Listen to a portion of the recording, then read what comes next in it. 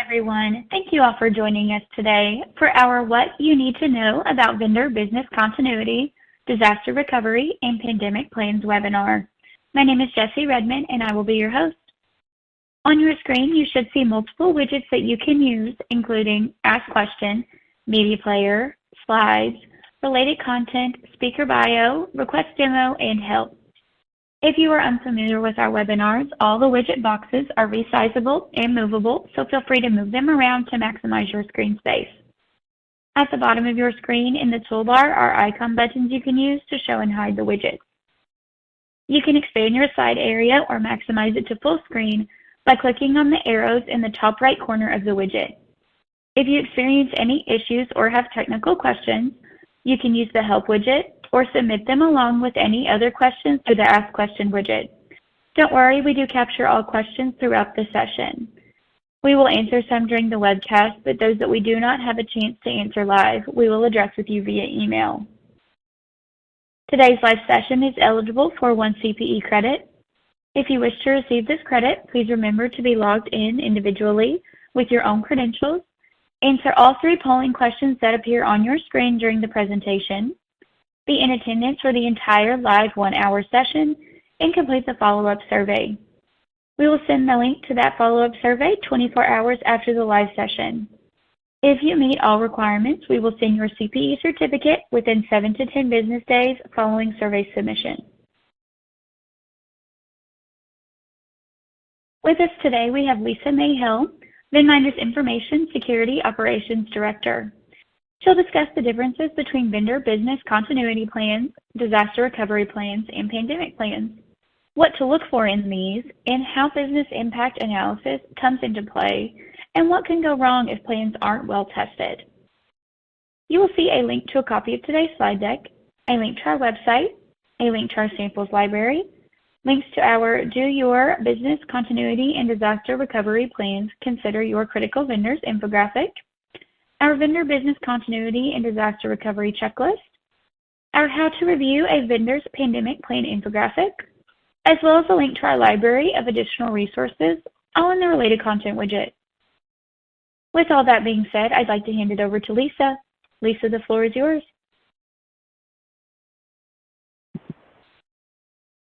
Thank you so much. So today we're really going to talk about business continuity and why it's important. And there's obviously different facets to that. So jumping right into the agenda, first we're going to really define business continuity management and why it's important for both you and for your vendor management programs. Then we'll talk about the differences between business continuity, disaster recovery, and pandemic plans and how they kind of all work together. We'll talk about what to look for in each of these plans. Then we'll jump into business impact analysis and what that is and the role that that plays. We'll look at some real-life examples, and then we'll talk through some key takeaways. So let's just jump in.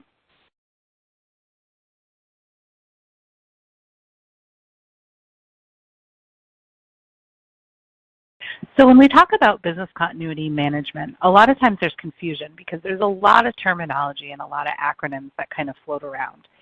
And business continuity management is really the umbrella term that encompasses business continuity, disaster recovery, and pandemic planning. And it can include other things as well, but really for the purpose of this webinar, we're going to talk about those 3 primary pieces. Your vendor's business continuity management program should really align with its strategic goals and objectives. Management should be considering your vendor's roles within the impact on the overall industry when it develops your internal BCM program as well. And it really requires management to have some solid processes in place to oversee and implement things like resilience, continuity, response capabilities, safeguarding employees, but not only the employees, your customers, products, services, and of course that all touches your vendor management program as well. And resilience incorporates proactive measures to mitigate disruptive events as well as evaluate an organization's recovery capabilities. So resilience is really a key part of this process.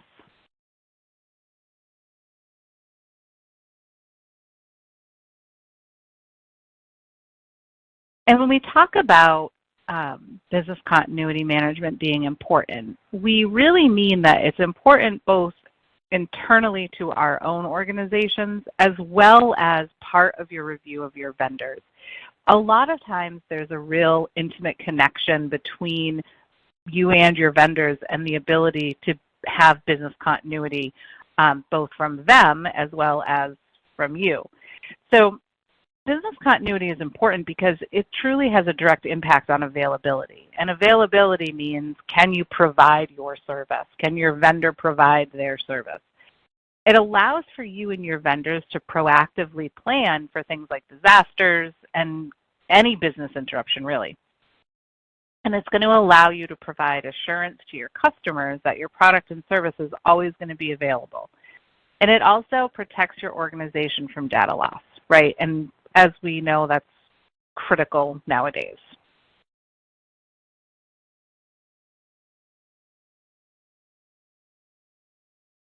So I mentioned in the first slide that there's a difference between business continuity and disaster recovery, and how business continuity management is really the umbrella for both of those things.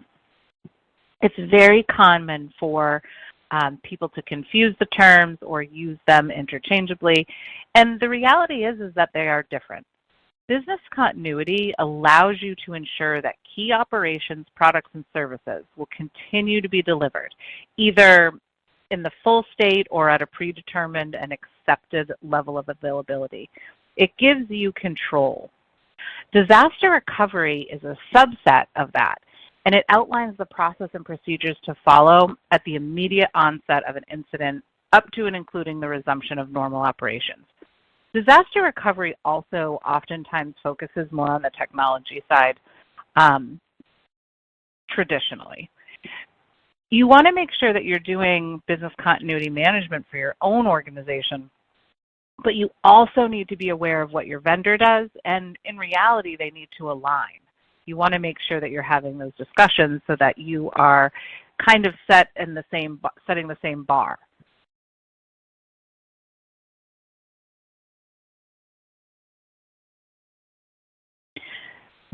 So I just want to throw out a couple pieces of terminology. I'm going to try hard through this webinar not to default to acronyms because I feel like it can become alphabet soup really quickly.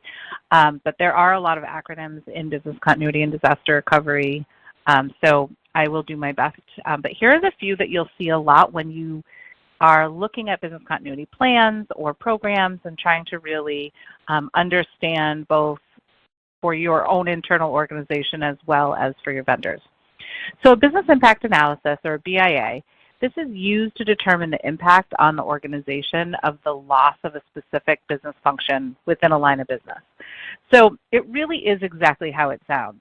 It's something that should be done regularly. We're going to talk more about this later on in the presentation. But BIA is truly what's the impact of a function or a line of business that goes down, making sure you're covering all the bases so you are prepared.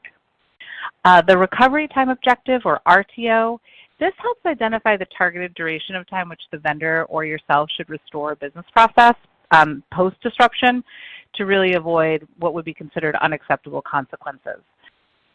The recovery point objective, or RPO, this is really, understanding what the quantity of data loss during that period doesn't exceed a predetermined maximum threshold or tolerance.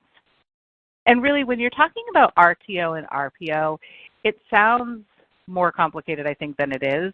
RTO is the goal that you should set for the maximum length of time it should take you to restore a normal business operations. RPO, or the recovery point objective, is your goal for the maximum amount of data the organization can tolerate losing. It's how far back can you go? And then maximum tolerable downtime is exactly what it sounds like. It really specifies the maximum period of time that the vendor or yourself can be down before that disruption can cause a significant or material loss.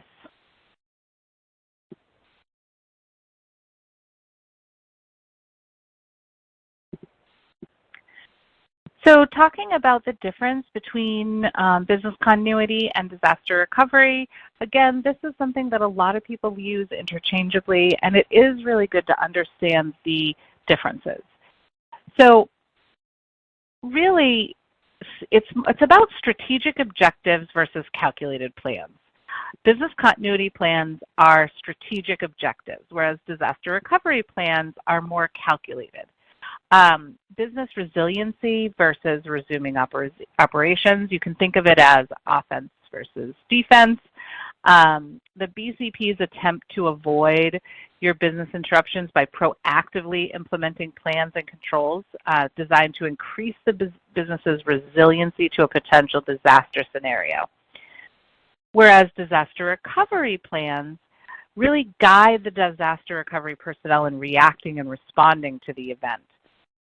So really it's about the proactive versus reactive. Your business continuity program focus or plan focus should really be on risk assessment, preventative controls, things like succession planning, planning with your public entities like emergency services, local and state disaster relief agencies, and communication with identified key vendors, clients, employees, and the media. That communication piece is really huge in the business continuity plan.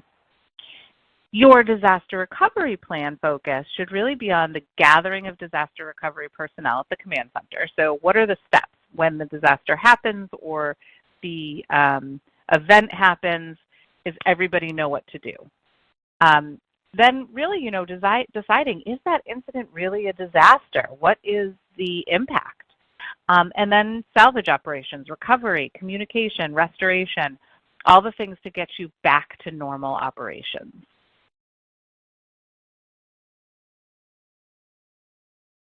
Okay, so we've got business continuity plans, we've got disaster recovery planning, and then where does pandemic planning fit into all that? And I think 5 years ago, it was probably just a paragraph in everybody's business continuity plan. I think post-COVID, that's different. I think that we all understand now that it is a very true threat, and it's something that we really want to take seriously and make sure that we understand. Now, a lot of people want to know, like, what's the difference from pandemic planning than everything else? Why isn't pandemic planning just, in the plans themselves as a disaster, if you will? And really, when we talk about pandemic planning, and I think COVID was a good example of this, a lot of times what we're talking about is lack or loss of employees or workforce, right, all at once. And so preparing for a pandemic event by planning and exercising, revising, translating actions is all part of a response. And an active document which is going to list these strategies, procedures, and preventative measures, as well as implementation guidelines, is really going to help in the global health crisis if one should occur. Again, hopefully not. And you and your vendor's pandemic plan is really going to tell you how you plan or they plan to continue operating and providing business services during an unprecedented event that may mean your workforce can't come to work, right? And so we know now that there's the ability to transition a lot of things remote. But then if your vendor or you are an organization that is an essential service, then that's, I think, extra important to make sure that there's a solid pandemic plan in place. And so we talk about pandemic planning separately simply because now we know that a disaster scenario or a crisis scenario doesn't just mean an earthquake, a tornado, a hurricane, loss of internet for an extended period of time. I mean, we know that it can actually be people-based. And so I think a lot of pandemic planning today is more focused around workforce.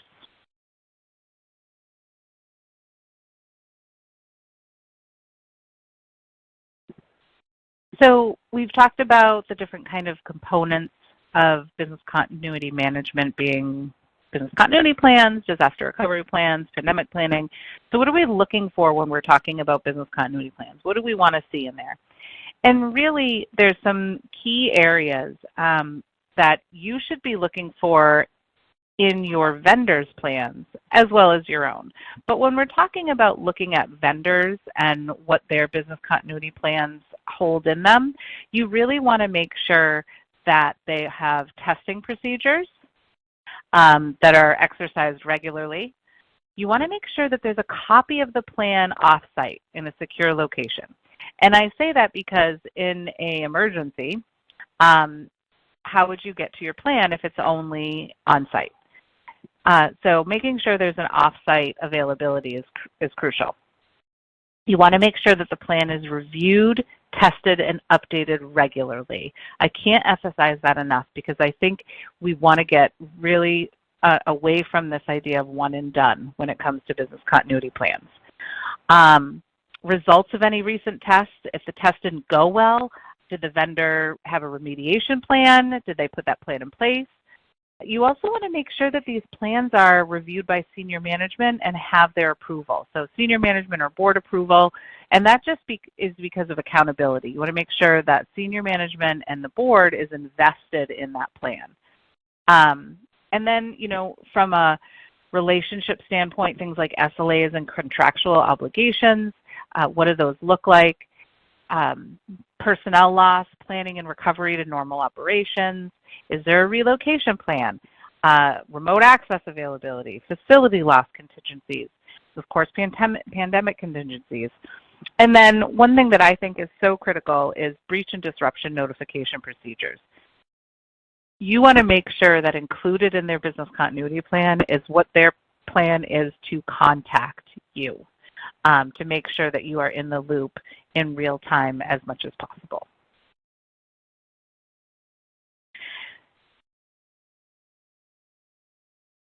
And talking about, you know, the business continuity plan from your vendor and its relationship to you, you want to make sure that your vendor's BCP and their preparedness meets or exceeds your own plans, right? So that's kind of that connection. And when we talk about, you know, what does the vendor business continuity plan address, you want to make sure that it takes into account things like the planning for loss of personnel, facilities, or services, or all three, depending on the service that they provide.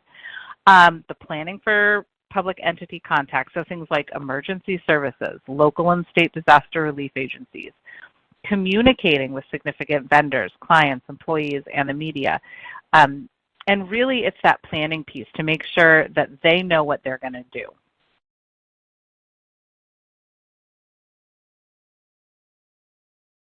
And when we talk about vendor disaster recovery plans, in the similar vein, you want to make sure that their disaster recovery plans align with yours, which is why it's so important to understand your own internal business continuity and disaster recovery processes and programs.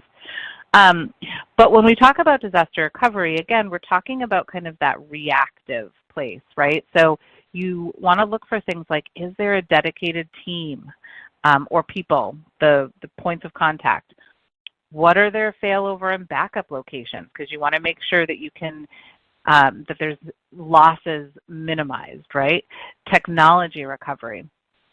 And same thing with business continuity, the testing, the results of recent testing, updates. Is it tested regularly? Their notification process. So if there's a disaster and there's a loss of access, what does that look like? The pandemic planning, backup procedures, and then, you know, our business impact analysis, which we'll talk a little bit more about. And again, senior management and board approval and involvement. You want to make sure that there's accountability at the highest level. And then recovery time objectives and recovery point objectives should really be clearly laid out. And you want to make sure they align with yours.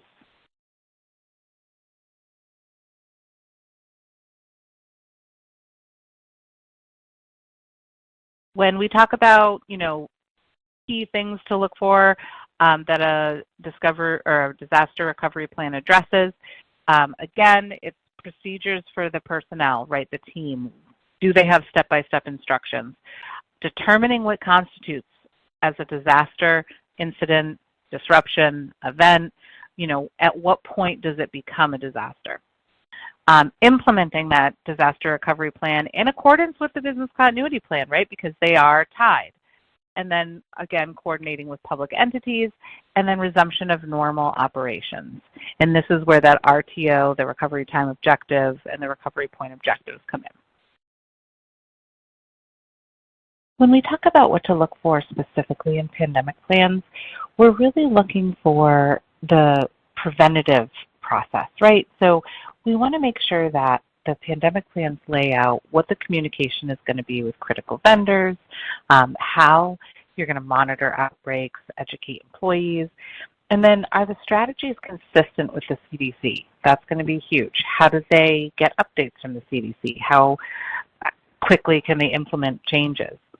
And then framework of facilities, systems, and procedures, how to sustain operations, the remote access plans. We saw that was a huge piece during COVID, was how do people transition to remote access, and could they do it quickly, and was it as secure? And then, of course, testing those programs.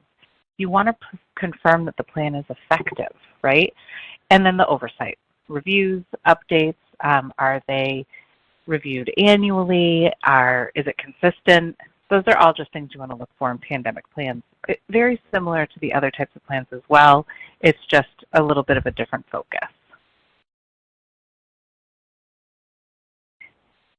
So to really dig a little deeper into that, what should their vendor's pandemic plan address? Well, when we talk about preventative, we want to reduce the likelihood that the operation is going to be significantly affected by a pandemic event, right? So things that are in place to ensure that should there be a pandemic crisis, that vendor, or you, in the case of your own pandemic planning, you can still operate at the best of your ability.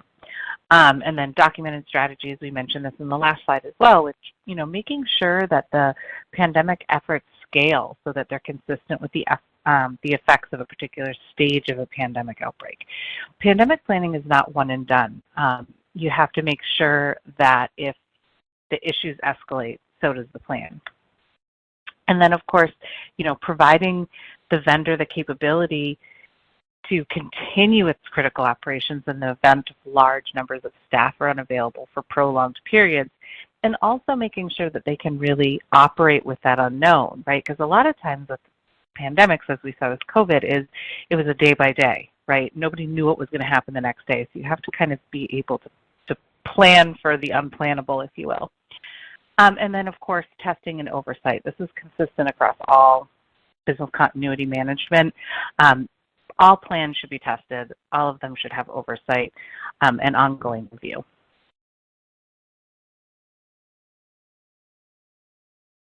So we're talking about all of these different plans, right? And I want to pause for a second to kind of talk about, what do you do if your vendor isn't going to provide you a document? So we say, yes, you need to go off and look at these documents, but what if they're not willing to share them? A lot of vendors today are not comfortable sharing internal plans. They consider them company confidential, et cetera, et cetera. So what do you do about that, right? The very first piece is to make sure that you're talking to your vendor person to person. So if you have a contact, make sure you're actually speaking to that contact so that they understand the context of your request.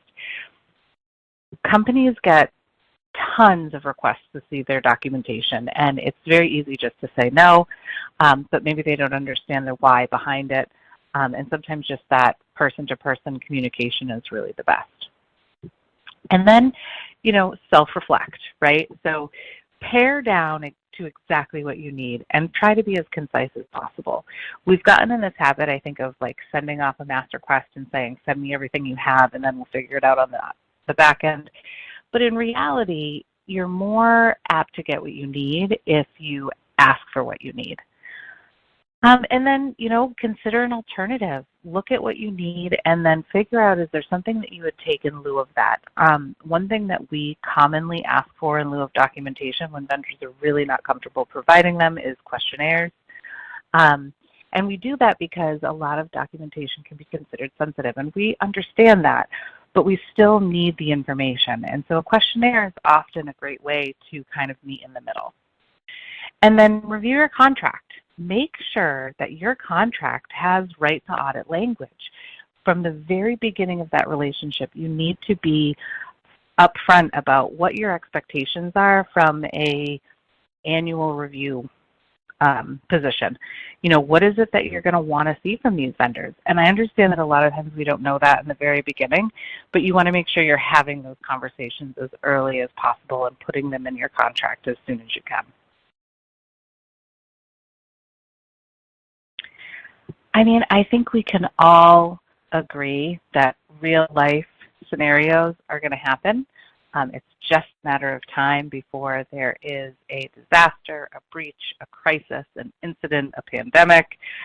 We know that these things are all real, so we want to make sure that we're doing everything as proactively as possible so that we can meet it before it becomes a huge deal. And I think this is actually going to bring us right into our poll question.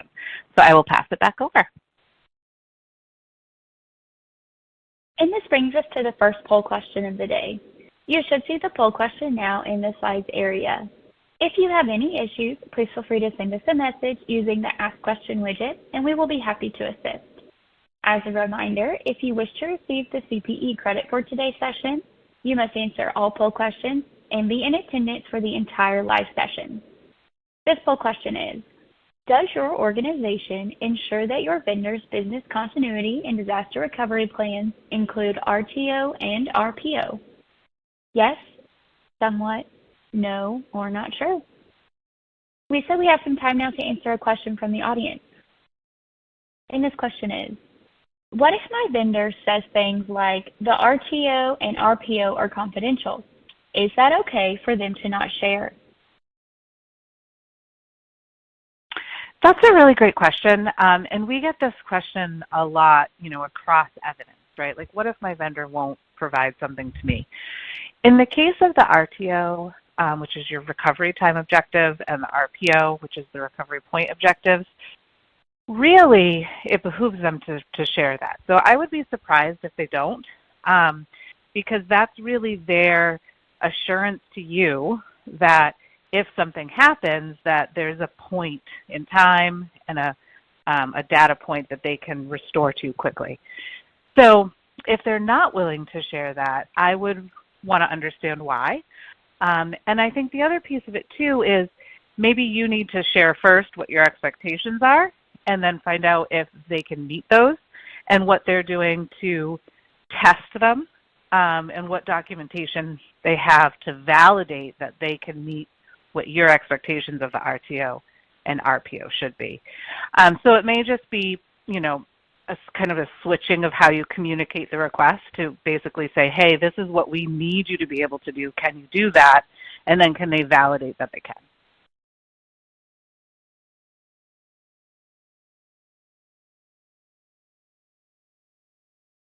Thanks everyone for answering that poll question. Here are the results.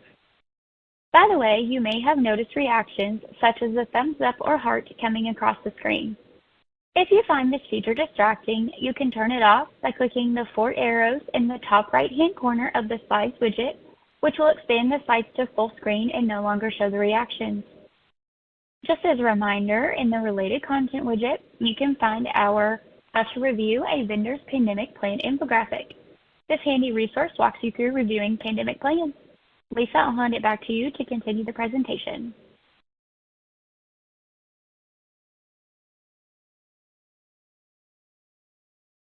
When we talk about the need for board and executive leadership oversight, what we're really talking about is defining responsibilities and accountability. And we want to make sure that the proper resources are allocated to your business continuity management program.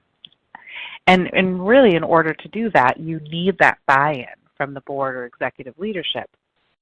And you also want to make sure that you're ensuring your vendors' plans include that same level of oversight and accountability.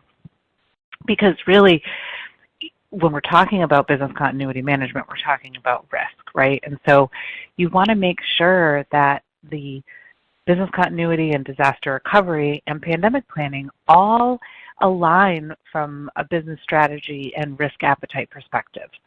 And understanding the risks and adopting policies and plans to manage events really starts at the top level.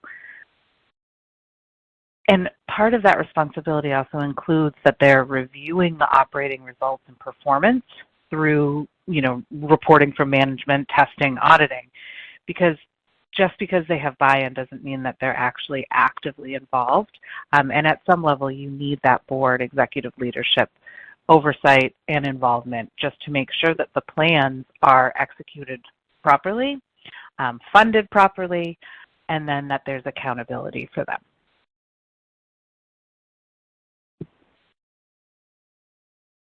When pulling in the senior management oversight, you need to make sure there's engagement at that level as well.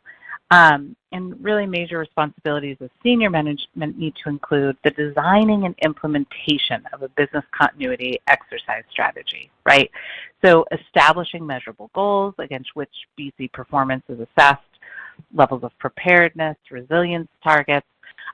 This is that level of management that really should be involved with the validation that the people on the ground, the boots on the ground, understand their business continuity roles and responsibilities. They're going to be the ones that are confirming that the tests and trainings are comprehensive and consistent with the organization's strategy and resolving identified weaknesses.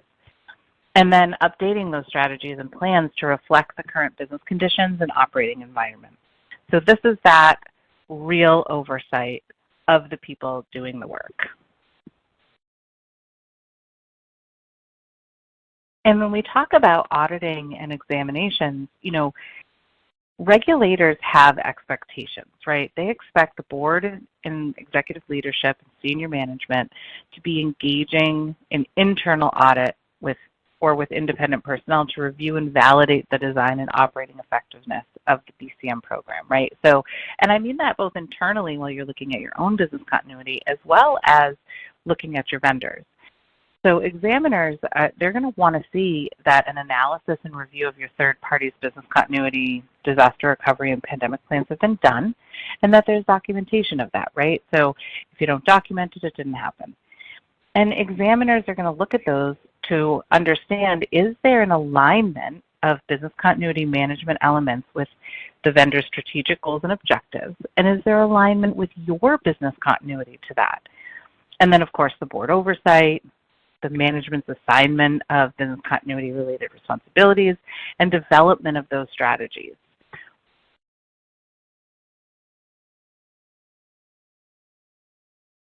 We're now to our second poll question of the day, and that question is, does your organization consider the loss of a critical vendor in their own business continuity planning? Yes, no, or not sure?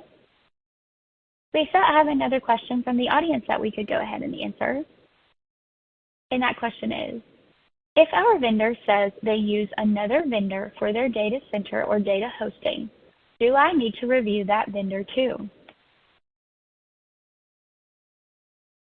Thanks, Jessie. So the short answer is yes. And really it's because if your data is going through that data center or being hosted by that hosting provider, then you would have impact if they went down, right? So that's your fourth party.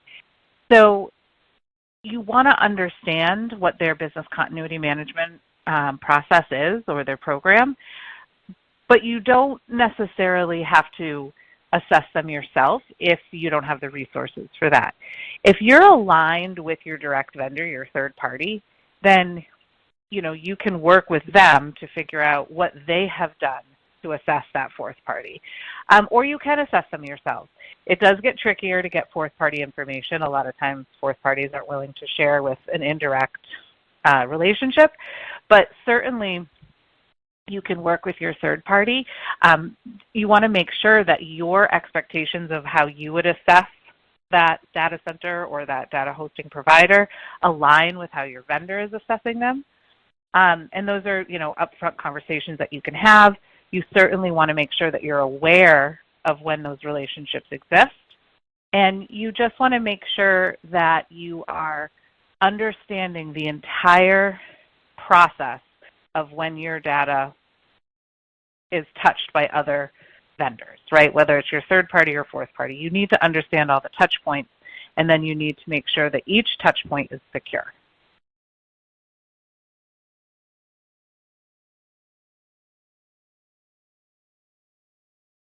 Okay, here are those results.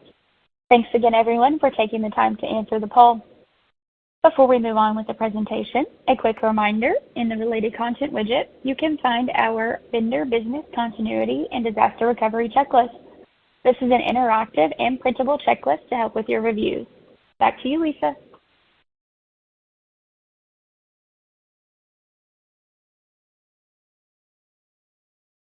Thank you so much, guys. So when we talk about business continuity management, business continuity is risk-based, right? So it has a direct correlation to risk management. It requires that we look for business impact analysis and that it focuses on operational risk factors. Business continuity management involves managing the possibility of an event that jeopardizes critical systems. And so you want to understand, what are your vendors doing? This is part of that internal risk management as well as your vendor risk management.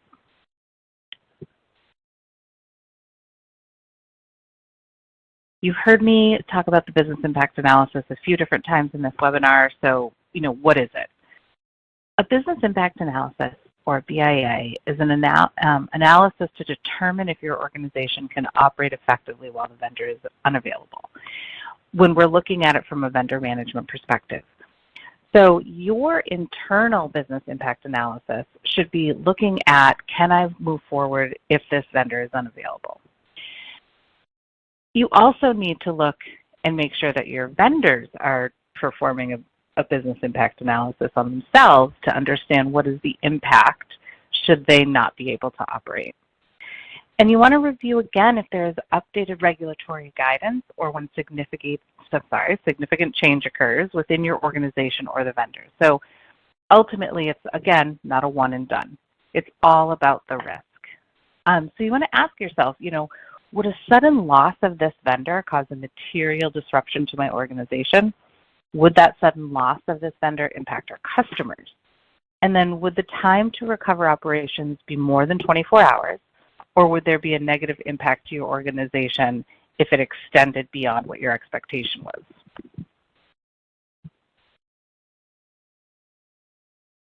When we look at why it's important, you have to understand, would your third party survive in the face of disruption? If your internal BIA shows that your organization can't operate effectively when a vendor is unavailable, then your third-party risk management program of that vendor needs to include thoroughly evaluating the vendor's business continuity, disaster recovery, and pandemic plans, right? Because you need to understand what they're going to do if something happens. And then you want to understand the procedures that they have in place to handle a business impacting event. This is going to allow you to be aware of that possible downtime and the impacts to your operation or reputation, and then plan accordingly with your own business continuity and disaster recovery plans.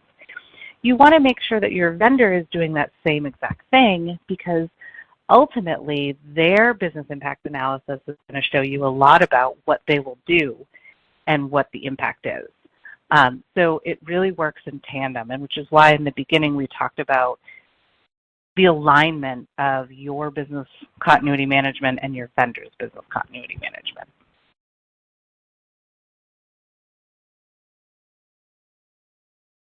When we talk about what the business impact analysis should include, really focusing on critical business functions, support activities, the interrelationships, all of those pieces need to be analyzed and reviewed. Workflows, interviews, organizational charts, network diagrams. There's a lot of different things that people can use to help management identify business processes and hierarchies. You want to make sure that that's all included. And then, is there an interdependency analysis? This is going to be a way to identify single points of failure in a close geographic proximity. So you want to make sure that that's all included in your business impact analysis as well.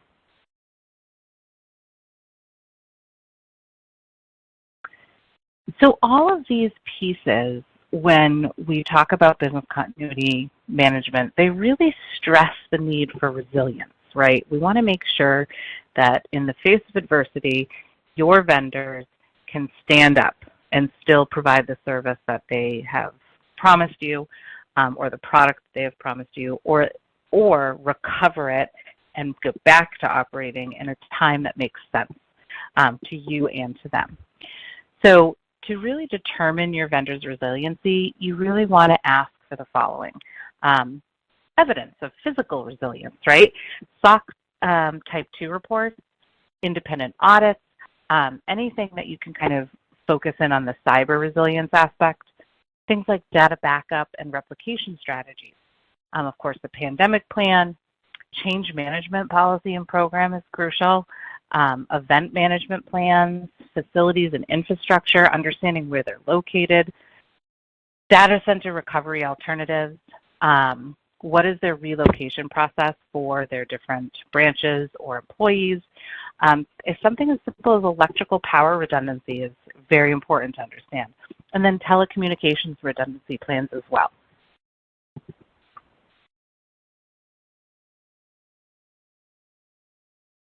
Our third and final poll question is, do you request and review your vendor's pandemic planning?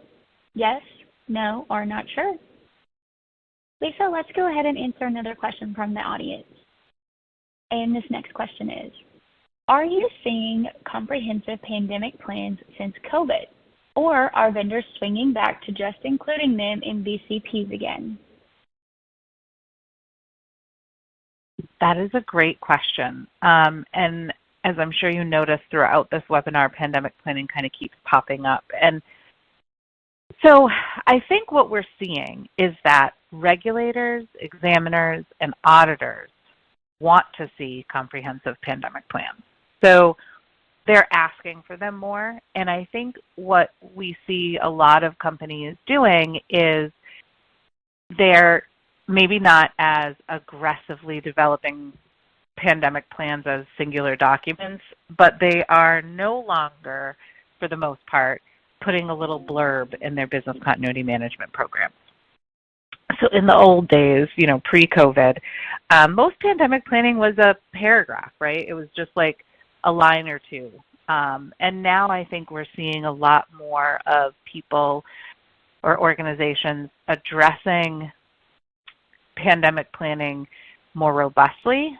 But also, I think what we learned from COVID is that really the solution is remote, right? Everybody went remote. And so what we are seeing is that remote access plans are much more robust, which is awesome, right? We want to see that. So I think it's a little bit of both. You do have some of that swing back to people kind of like going back into that complacency of just, okay, move on already. But then you have the majority of organizations, I think, that really, took some lesson learned. And really when we talk about a remote workforce, we've seen such a swing in that direction that when we talk about, that shift, we really want to talk about long-term plans. And like, if you have a remote workforce, can you accommodate that long-term? Because I think one thing we learned from COVID is that there was no end in sight for a long time, right? We just didn't know. And so you see a lot of that now as a more of a long-term solution, which I think is what you want to see.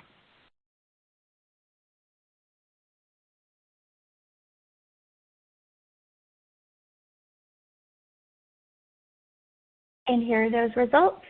Thank you everyone for answering this question, as it's always interesting to see what everyone says.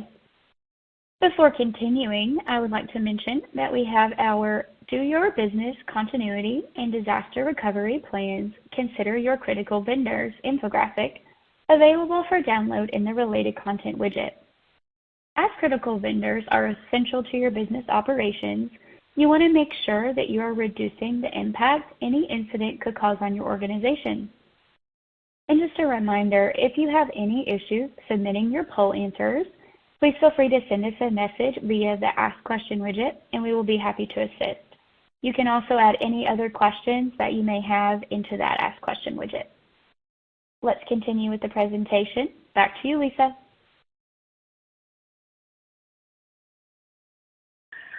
I mean, we don't have to look much further than just the recent CrowdStrike outage when we want to talk about real-life examples.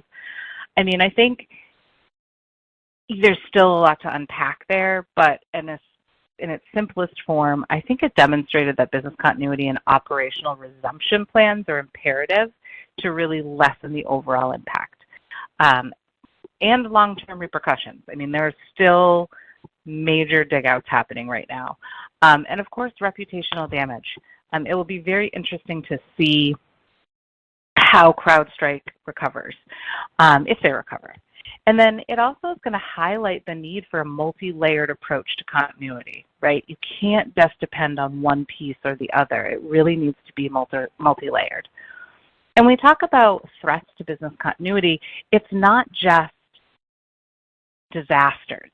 We're not just talking about hurricanes and natural disasters. We're talking about cyber attacks, terrorism, breaches, the availability of a workforce, of course, single points of failure, natural disasters, local crisis, major infrastructure outages.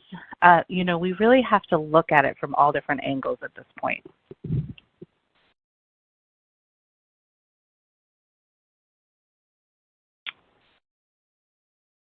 So that was obviously a ton of information in a really short period of time. So when we're looking at, simplifying it down to the key takeaways, first and foremost, I think we say this about everything, but it's always true, is that you want to be able to assess risk early and be thorough, right? You have to understand where the risk lies so that you can determine, do I need to approach this vendor relationship through the lens of availability and business continuity? You want to make sure that you have clear guidelines on what needs to be done at each stage of the relationship. I think we talk about pandemic plans separately now, which is a little bit of a change than what we used to do in the past, and I think it's really important to make sure that those pandemic plans are equally as robust. I think COVID taught us that, obviously, but I also think that we realize now that we don't just have to worry about natural disasters. There's so many other things that could touch our organizations as well as our vendors, and so we really want to make sure that they have individual plannings that are robust and strategic. And then, of course, in order to do that, you have to have a way to get the information you need. We always recommend that you do that at the contract level. That really contractually commits the vendor to the test, review, and kind of audit process. Recording anticipated results, assessing vulnerabilities, and then thoroughly documenting that so that you can turn around and provide that to your regulators or your management. And then you need to ensure that plans include contingencies for things like mass absenteeism. We keep kind of going back to pandemic planning because I think that there's just more of a movement, a push for that now. And then, of course, you want to ensure you have a plan in place in case of the loss of a vendor and or a disaster or crisis scenario. That's where that business impact analysis comes in, when you determine that a vendor is critical and you have to plan for that type of urgent matter. So the loss of that vendor becomes your disaster. And so you want to make sure that you have a plan in place for that. And then, of course, clearly outlining your expectations and notification requirements. We talk about this a lot throughout our webinars, about this concept of making sure that your vendors are required to notify you in a way that makes sense and in a timely fashion. And putting that at the contractual level and making sure that you're really outlining that expectation clearly is going to be critical. So thank you all. I think we're going to do some Q&A, but I'll pass it back over to Jesse.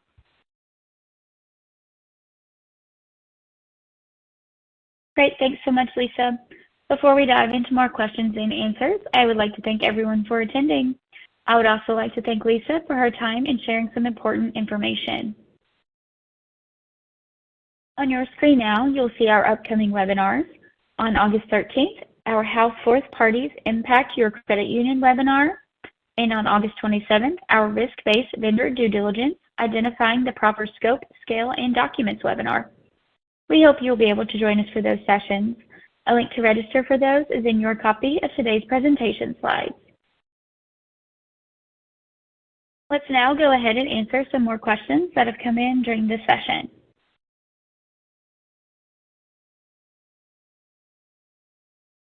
Okay, Lisa, our next question is, do vendors need to have established RTOs and RPOs?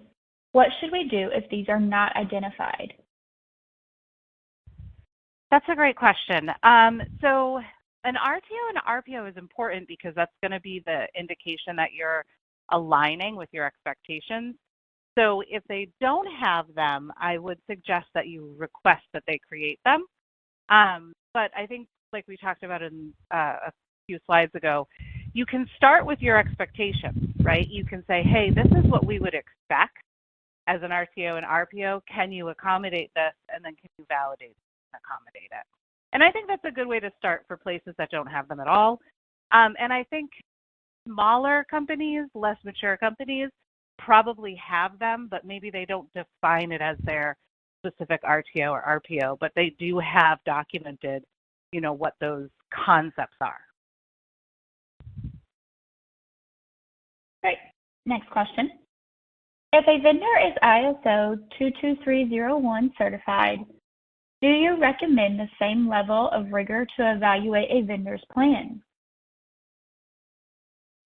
That's actually an awesome point. And so it's kind of twofold, right? So that certification's awesome. It's an international standard. I think what you have to remember is two things. One, you want to make sure you're still evaluating it, right? And making sure that it aligns with your business continuity and disaster recovery expectations and your plans and processes. And so the rigor kind of falls in the assessing of their certification, right? So do you then need to look at all of their BCP and disaster recovery documentation? Maybe not, if you feel comfortable accepting that certification, as long as you're reading the report, right? These ISO certs are awesome, and they come in two forms. A lot of vendors will hand you the certification and say, hey, we are certified, but with none of the report that follows. I would never accept just that. I would want to see the full report. So as long as you're putting your efforts into making sure that what certification they received still aligns with what you need it to be to match your business continuity expectations, then I think that's where the rigor lies. So it's kind of a yes-no answer, but it is a wonderful first step in a vendor providing you some assurance that they're doing the right thing. Great. Next question.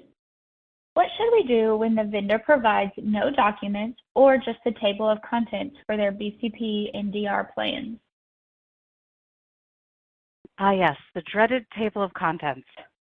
I'm not sure where in vendor management we got to this place where vendors felt like, say, sending a table of contents was the best, evidence of their being in a good position.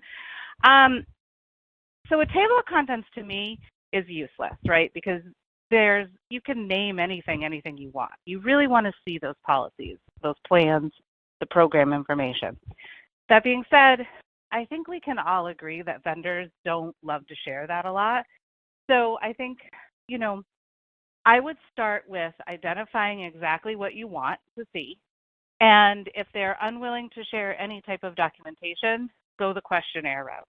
Say, hey, listen, these are the things that are important to us. This is why, right? We want to make sure we align. You're a critical vendor. Business continuity and availability is paramount to us.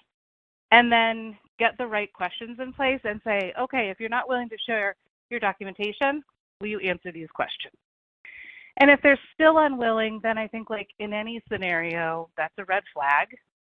You want to make sure that you have the right to audit language in your contracts, that you're doing all that proactively. And you really want to try to understand, why would a vendor not want to give you any information? And then, that's a bigger discussion. Great. Next question. Is there a difference between a business continuity management policy and a business continuity plan?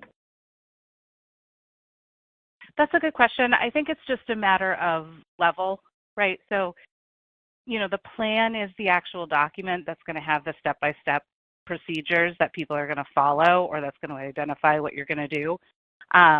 The policy level and then the program level are kind of overarching or umbrellas.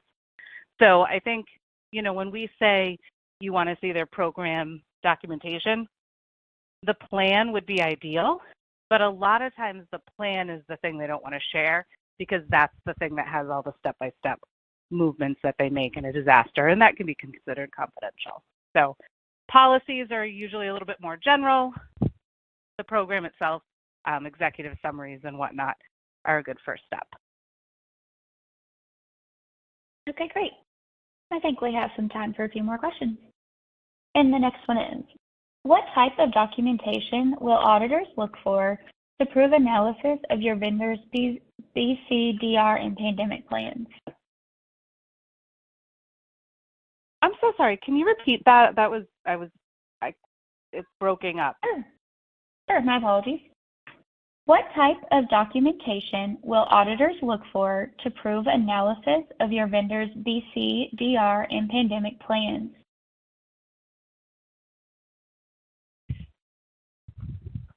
I am so sorry, Jesse. I'm having some difficulty. I think I'm losing sound. Are you able to hear me, Lisa? Can you hear me now? Yes, can you hear me? Yes, I can. Go ahead and repeat that. I think I've fixed the issue. I'm so sorry. Okay, great. Sorry about that, folks. The question repeated again. What type of documentation will auditors look for to prove analysis of your vendor's BCDR and pandemic plans? So sorry, guys. Yeah, so I think we're talking about auditor documentation or regulator documentation. What we're really talking about is making sure that we are documenting our process, our evidence, and the steps that we took to validate that we've performed those reviews. So, I mean, and it depends on how you structure your vendor management in the first place, right? Some places use Excel spreadsheets. Some people use Archer. Some people use third-party risk management software. It just really depends on how you're doing your overall vendor management. But I think the part is the documentation, right? Like if we say availability is critical, then you want to be able to demonstrate that you've gone through whatever predetermined steps you've created and can show that to your auditors and regulators.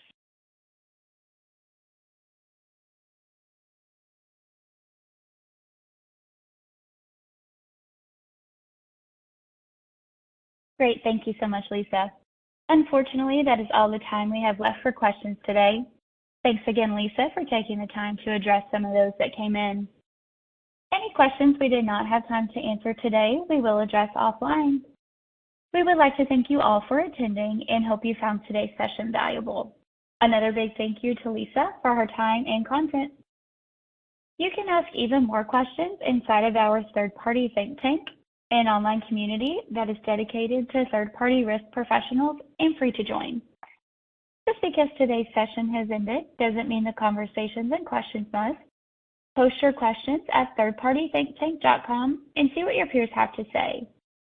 In the community, you will find thousands of free educational resources, including ones related to business continuity, disaster recovery, and pandemic planning.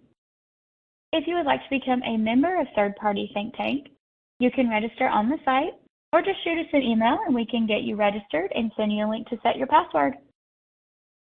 We did record today's session, and that recording link will be provided to you in a follow-up email that you should receive tomorrow afternoon. Also in that follow-up email will be the survey link for you to request the CPE credit. On behalf of VenMinder, it has been a pleasure. Thank you all so much and have a great rest of your day.